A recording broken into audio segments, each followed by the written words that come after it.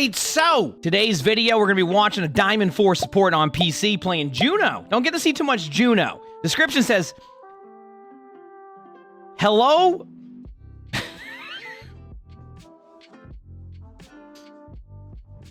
Hello, lawful good flats. I had a couple bad games before this and came into it with a bad mindset. This was nowhere near my best game, but also wasn't my worst. I'm hoping that this can be used as a learning lesson for everyone watching, including me, and even if we can't take any education out of it, I hope that it is at least an entertaining watch. I'm not going to spoil the game, but there was a lot of mistakes from everyone in this game, especially me. Thanks for your time. I don't even know what that means. Lawful good flats. What does that even mean?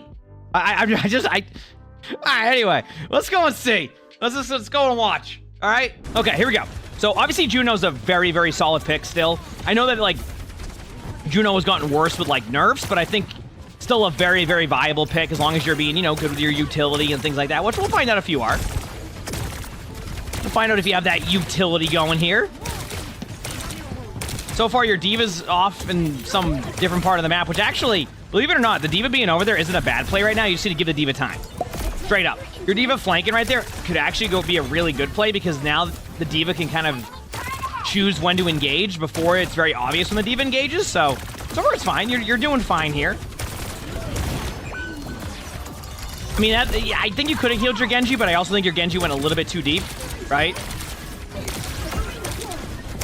Okay, I don't mind you going to your teammates.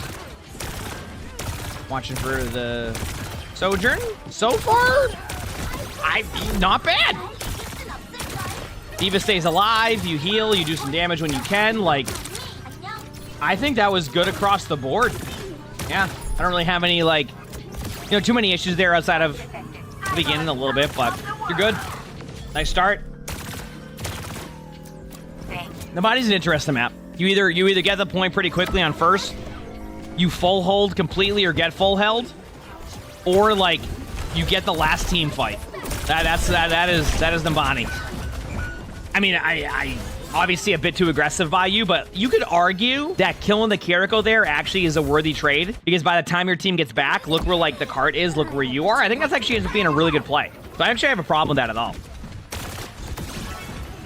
Because you're already back in time. You didn't have the full team going for momentum anyway. So, like, even though you don't want to go down there, that Kiriko is just now going to get back, which gives you a little bit of space and room to work with.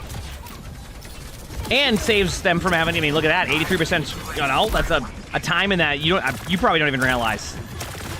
Okay, so I would like to see you be fairly aggressive with your Juno ultimate here. I think it's just one of those situations where if you give the other team some time here to get back into it, you're probably going to lose the game. So, not lose the game, but lose the team fight. And that's kind of what might be happening right now is you end up having to use it reactively because the Orisa went first, right? And that's why I always get really in the mindset of being really proactive with your ults because it's, even if you end up winning this team fight, doesn't this feel kind of scuffed? I don't know. Maybe it works out because you got a last second kill on the Orisa and now your D.Va can go in. But it ended up being like a bit of a standstill. What rank is this? This is actually Diamond. Solid right click. I have a feeling like Juno's right click's going to be even better soon, right? Because they're doing like an updated Juno perk soon, like for the new season coming up. Good right click, good heals. Yeah, that's on. You gotta be careful there. You heard the voice line, and the reason why I call it a voice line ultimate for a reason is because even when I'm playing Sojourn, where I miss every single one of my shots when I pop the ultimate, you need to at least be worried about the threat of that play. And you heard the voice line and decided to go into the air. The threat of that ultimate isn't worth trying to fly into the air to shoot the Sojourn. The Sojourn will probably annihilate you when that happens. Yep, there you go. Getting some heals up.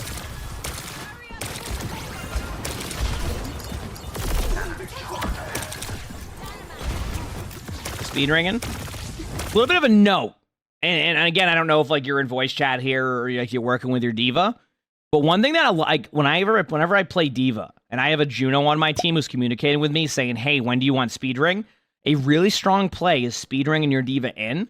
So sometimes rather than like being like, hey, I'm going to use speed ring randomly, which I actually don't even mind. Like speed ring can be beneficial. Sometimes you can set up these really cool plays with your D.Va. So if you have a D.Va on your team who's in voice or like, you know, you can at least work with your D.Va. Let them know, like, hey, I have my speed ring ready. You can get that D.Va get into the back line and shred. So that is a very, very, very, very viable play that can happen.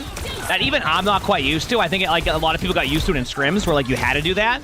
So I get it a lot in my games where people will call like, hey, like, you know, I have speedrun whenever you want. And I'm like, oh, okay. And the more I've gotten used to it, the more I just go into their backline and shred or at least create a lot of space. So perks look fine to me. You pretty much picked exactly the perks I thought you would. Like, feels like one of the normal perks for Juno there. Don't be afraid to ult this if you get it. Obviously, team does a good job going in. You go in with a team. Everything's fine here. Again, play to win the team fight. Don't be afraid to pop your ult.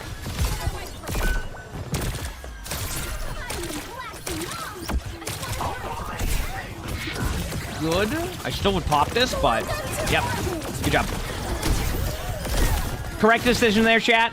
So, if you're asking the questions of like, hey, you know, they were up 1, is it worth using the ultimate there? I say yes, absolutely. Again, I don't want you to fall into like the idea that you need to like really, really save your ultimates on like a second point fight, especially with a lot of time. Listen, if you're in like a scrim or like, you know, a really huge like, you know, rank up game at the time and you need to like manage your ultimates in that situation, like, yeah, I can see that right there. But in most situations, win the team fight. And that's why I was happy with that ultimate. Because now, even if you have a slow build in Juno ultimate, you'll still have a minute 30 on the clock. More than likely by the time you would get it if it was a slow build in ultimate. That's plenty of time to finish the map with time and give yourself more opportunity, right? What if you lose that team fight? Next thing you know, you cap and you only have 2 minutes and you don't have that same wiggle room, right? So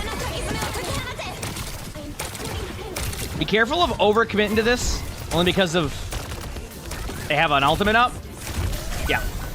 Again, this comes back to the problem of like ultimates are meant to be solid plays by the other team. This is the second time where they've ulted and your reaction's been, whatever. I've watched you not once, but twice see an ultimate and your reaction is like, I'll be fine. And then you fell over both times. Notice how your whole team disengaged away?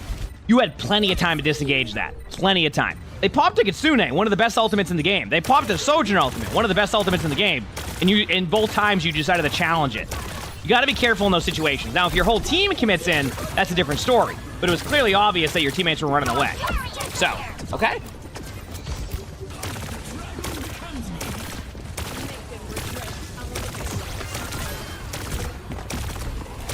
Right click? Great right click. I love that because the Winston jumped away from the bubble. They're all there. Good job. Tracer should be dead on point there.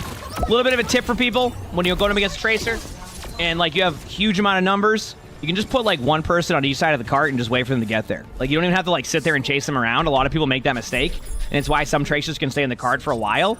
Don't do that. Just be like, okay, we're going to do this and then make a play. And then you'll be in a very good spot. If you're concerned about getting 1v1, that's why you play a little bit further back so that way if they do go for you, you're going to be fine because they're not going to be able to, like if like they go for you, you know, as you're here, if you're playing further back, they have way more time to react and also see the Tracer, and the Tracer has to get off the cart to get full value. So, they've been good. How about yours? There you go. Nice.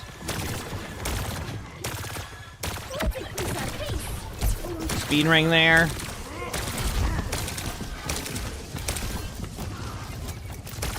Everything looks fine so far. Yeah, so far, nice shot on the Mercy there with your right click.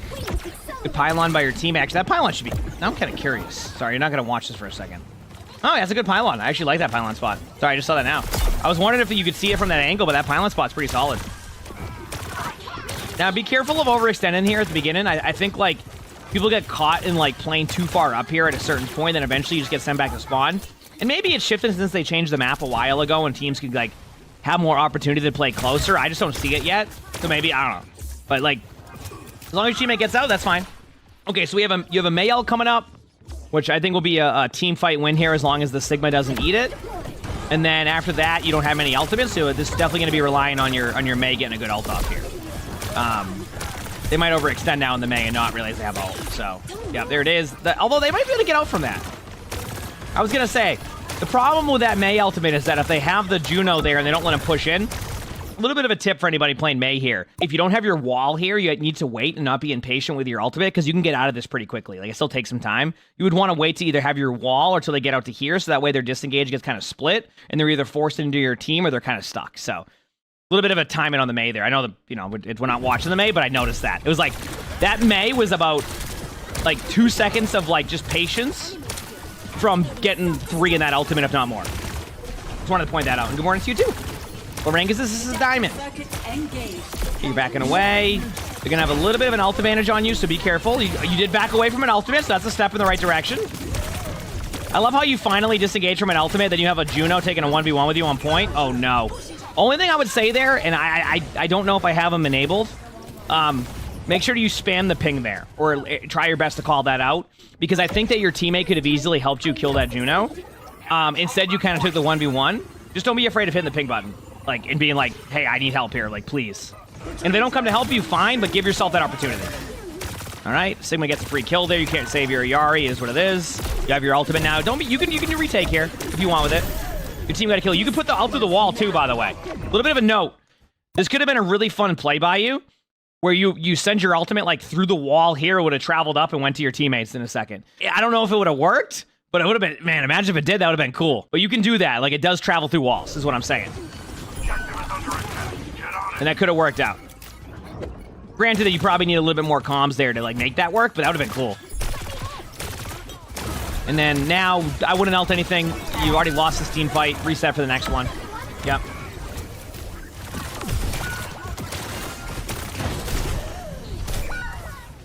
Yeah, I mean, y'all got staggered. I mean, this is from the previous moment of the team fight, so that's why it's important just to regroup. And that was a good yup rock. I cannot disagree with that statement. Again, I would be more proactive with your ultimate here. Look for an opportunity just to send that ultimate in. Obviously, a little bit closer right now. Like, I wouldn't say it. I mean, you could technically all in the Sigma there, but then you give too many angles.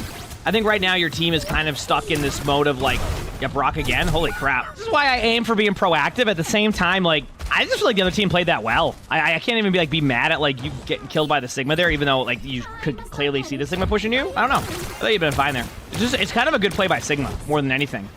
Yeah, but the other team is taking map control, taking space, which is why it's important. Yep.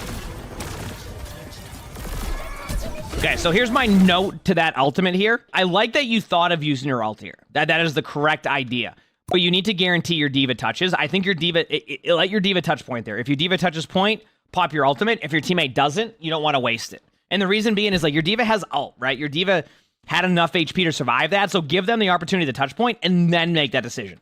And I know I like saying being proactive. This is just one of those moments where when it's really this close, you can still be proactive. You just need to verify your teammate can actually get on the point for you. Okay? That's all I'm kind of showcasing there. Yeah.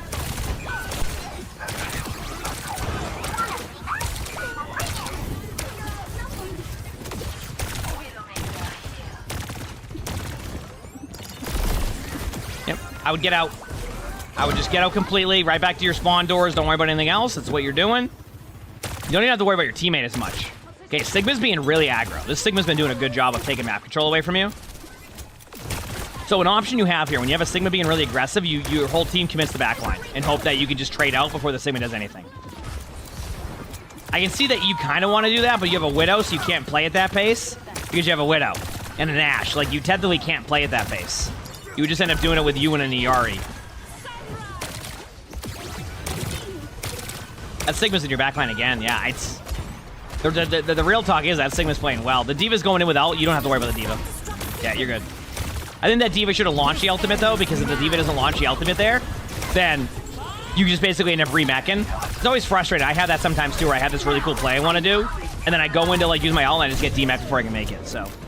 good ball by the other team. You're probably going to die there. And there's not much you can do about that. I really think that was just because your team didn't have a good reaction to the Sigma. When the Sigma's making that type of map control, you need to recognize either A, you go into the other team and basically force the Sigma to have to catch up to your team, which is where Sigma struggles. Sigma's not a fast hero.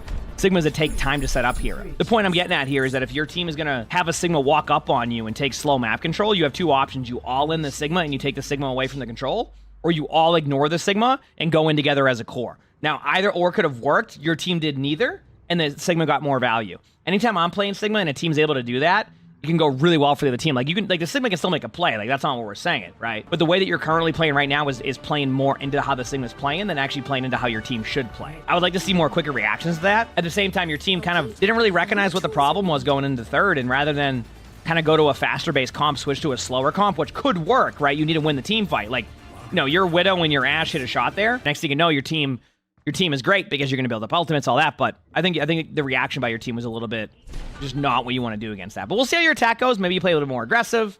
Maybe your team makes those adjustments. I think that'd be the most important part. Okay, I actually like this. Taking map control together on coast side, flanking around.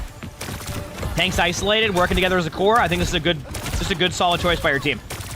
You're going to get map control now on this side. It's a little bit easier to go for map control on coast side, which I really like. Actually, I got to start doing that more in Numbani, is go coast side rather than go up the stairs.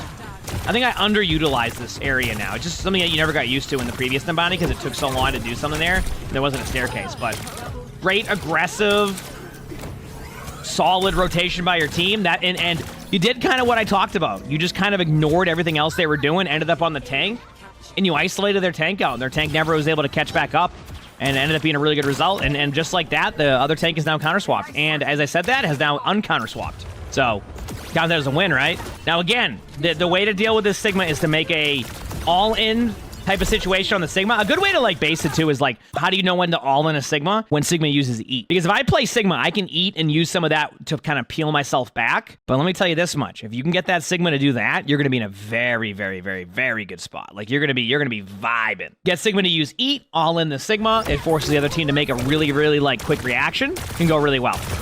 And the Sigma doesn't have the AoE play. Not the AoE, the punch melee one, which, I mean, listen, I think with Sigma, both are fine. I like the punch melee one a little bit more now. But the point I'm making is that allows you to get aggressive on the Sigma even more now. And the Sigma will, I guess, like and I talked about it a little bit with my Sigma guide. Like, one of, also that, here D.Va had a blast there. One of Sigma's, like, nice play. Listen, I get the idea. So I'm not gonna fault it. I think you already won that team fight. And I want to point something out to you. If your concern was, I'm gonna pop this because they high nooned, they can still kill you through your high noon. Now your counter argument will be, hey, but like if they have high noon and we pop my Juno ultimate, well then the Cassidy will fall over a lot quicker, right? Here's the thing that people forget about with high noon, including myself, because I high noon sometimes and forget this. The further the high noon goes, the less damage reduction there is. So the point I'm making here is if your teammates who are all line of sight, not in line of sight of the Cassidy, are able to turn the corner and shoot at the Cassidy that late in an ultimate, that Cassidy is going to fall over regardless. Just to make that clear. The further you get into your ultimate, the less damage reduction Cassidy has. On paper, I would have loved for you to save this here. At the same time, it's overtime. You're trying to be proactive. You don't know what's going to happen, so I'm not going to fault you too much for it. I just wanted to showcase you how, like, some moments can be different than how we, like, you know, like before I was talking about how I wanted that proactive ultimate before, if done correctly. That one was proactive. It just, at that point, your team had 4 kills, and it was a Cassidy. So I would have liked to see you save the Juno ultimate here, but at the same time, I don't think it's make or break, because it's not like they're coming back with any other ultimates. I guess it could have been a little bit more make for your team. And I say that because, like, obviously you don't, you know, you do more damage, you have more capability. But in the end, the Sigma ended up lifting your team up and you lost anyway. So I look at that as more of along the lines of, I don't think it would have made a difference. If anything, your Genji should have bladed quicker. But team effort, right? Now we see how your defense goes. Can you hold it? Can you not hold it? Last time your defense was not the best after the first couple minutes. Your team did a pretty solid job of being able to, like, hold the initial push. I think it was about 2 minutes, and after that, you kind of lost control of it. So let's see if you have a better go of things here. Your teammates start off as Zarya versus Sigma. I don't really like that. I don't know. The matchup's, like, kind of okay for both. Like, I know that Zarya's better against Sigma, but when I play against a Sigma, I mean, against a Zarya, I'm okay with it because I know I can kind of, like, outplay a little bit based off of just cooldown management and, like, counting bubbles and things. So, not my favorite matchup, though, is what I'm getting at.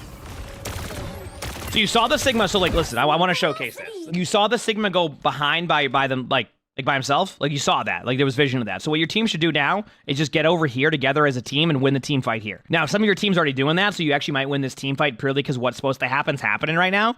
But what you would do is you would send your whole team over here. So what happens is if your whole team gets over here and the Sigma's right here, what is that Sigma going to do? Well, they're going to try to float across now with the float. But think about how much downtime they have of doing absolutely nothing. You see what I'm saying? So if you have a Sigma who ends up being a little bit too over-rotating or like a little bit too much like, oh, I want to go take setup time, you can take advantage of that by looking for the rest of the team on coast side, win the team fight, and the Sigma goes, where is everybody? And that's how you want to probably do that. So we'll see how you react to it if you let the Sigma sit there, but I really do think your team should already be over here. You're making it over there. We'll see if the rest of your team reacts. Your team doesn't. Now you basically have cornered yourself. Your team should be going in on the back line over there, which is exactly what your Zarya's doing. That's the correct play. This is the correct play, by the way. So if the rest of your team doesn't make that reaction, that's going to be on the rest of your team. Okay, and the good news is you win the team fight. Your team doesn't do it cleanly, but do you see how much that was a better result than the previous round where the Sigma was doing the exact same thing? Your team's reaction of going in is going to allow for your teammates to go and make aggressive, smart, efficient plays, and that's what we saw right there. So I'm just happy to see, like, your team make that type of rotation. The good news for you is I think, like, that's going to be what you need to work on, is, like, it's not really much of a, oh, you're mechanically hecking up here. I think a lot of what you need to do now is recognize the situation but by each team fight and make the correct reaction. Now, keep in mind, you're not going to make the correct reaction every single time in Overwatch. It's nearly impossible. But it's more along the lines minimizing how much you don't make a reaction or make, like, a bad reaction to what the team is doing. Does that make sense? So, like, that is what you'll need to improve on, but I think it's very, very doable because this game was actually perfect for what we're looking for. Like, seeing, like, a situation where, like, right there, you have a Sojourn on you the whole time, right? And your reaction is to just ignore the Sojourn. But my question is why aren't you just going across this way when you have the speed ring to be able to deal with that? They're not going to stop shooting at you. So what you need to do, and especially coming from somebody who, you know, I've been playing all the roles now a little bit more. The most annoying thing to deal with is a Juno who constantly just keeps flying into the air and making it hard for you to hit those shots. At the very worst, you make the Sojourn overextend to kill you, which makes it a little bit better for your team, right? There, you just ignore the Sojourn, hope for the best, the Sojourn kills you, and then maintains the map control. What I'm trying to get you to do is be like, okay, make it more difficult, and you can still shoot at the people in front of you, try to get to your team. You either survive it or the Sojourn goes out of position to get the kill on you. That didn't do that, but teammates ended up winning that because of solid play. Good speed ring for your Zarya. Try to clean up some of these kills. Obviously, there's 15 seconds left. Other team does have a blade coming back, so you want to be careful of this. This is an important part to track ultimates. You want to be kind of in this situation. You want to be like, okay, well, they might have this, right? And the reason why it's good to know what they might have is because you can set yourself up in a position to react to it. If you know they have blade, you're not going to stand in front of a Genji, right? No, you're not, because I could give him a free kill. Thankfully, you hit a really good right click there. And it looks like your team, unless something miraculous happens from this Sojourn, your team should be able to grind this win and get the dub. And a lot of that had to do with the first proper reaction to their Sigma at the beginning, where your team kind of rotated in. So very good win, very good cleanup win at the end there. And overall, like, I don't think you necessarily played bad. I think that you just need to, like, at least in my opinion, I think your rotations and your reactions need to pick up a little bit. Not reaction time. More of like when you see something happening in the game, you need to be ready to react to it a lot quicker. An example of this is when Sojourn ulted, right? You didn't react. You just were like, okay, there's a Sojourn. I'm going to keep attacking them. You fell over a Kitsune. So I think right now what's going to really make or break your gameplay is your ability to rotate correctly and set up your cooldowns efficiently. Make those decisions on your ultimates correctly. Like we saw 2 times on second point where your D.Va could have tapped point, but you didn't know if D.Va was going to tap point, so you popped Juno ultimate. Well, if you know you can't tap the point, your Juno ultimate's not going to save anything that's going to happen there. Yeah, you might win the team fight and hold them on going into third. But if, like, you're telling me you can have a really solid team fight on a retake with a Juno ultimate in comparison to, on third point, that is, in comparison to throwing your ultimate out there so you can maybe touch the point, the D.Va is the one that can touch the point there. That's simple. So, point I'm making is that you need to, like, just be ready to recognize when to use your ults or when you get a bunch of kills and you, like, against the Cassidy, High Noon, and Overtime. For you to work on 2 things. 1, keep being aggressive with, like, your speed ring and, like, recognize that you can work with a lot of your teammates to get the benefit of that speed ring. And I want to see your rotations and your ult decisions get a lot better because I think that's going to be your make or break. I don't think it has anything to do with mechanics, hero selection, movement, all that. So work on that. You'll get good results because I think you had some good gameplay here that can go well. But you can see sometimes that you not reacting to anything led to the other team killing you. So if you can find ways to improve in that area, you're gonna climb. You got this. You absolutely got this. And yeah, hope you all enjoy the video. Discord's where you submit stuff for these. Stop by the streams. We record these live on Twitch and YouTube. So stop by if you haven't. We had a lot of fun here. With that being said, hope you all have an amazing day. Flash night.